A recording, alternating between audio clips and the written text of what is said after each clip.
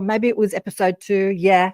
Okay. And he's a total skeptic. And you said it was great that he was a skeptic. Like I brought him along because he's a skeptic and he's watching all this unfold. And do you want to share what he says to you? The comment you're talking about is in episode 2, but in episode 1, I wanted to rent a house to do telepathy tests, wanted to like airtight everything. So I bought the telepathy cues and did this and the mind folds and took down all the TVs and screens and mirrors and set up all the cameras so that you couldn't see a reflection in them and all that stuff.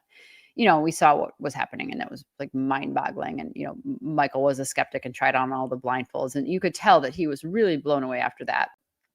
Then the next individual we saw, and Mia, our first person we tested, she was like most non-speakers actually probably, that when they're typing with a letter board, they're sitting next to someone kind of spelling into it as the person holds the board.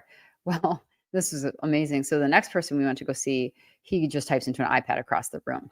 It's awesome to watch. And he could do telepathy tests from not just across the room, but under a blanket. You could point to something in a book and he'd tell you what you're pointing to. You can point to a picture in a book.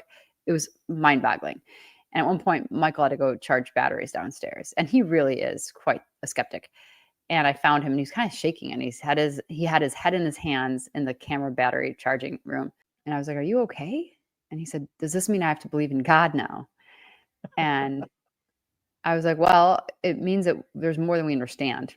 That's for sure." But he was really shaken up and it's been really fun to watch his evolution as well.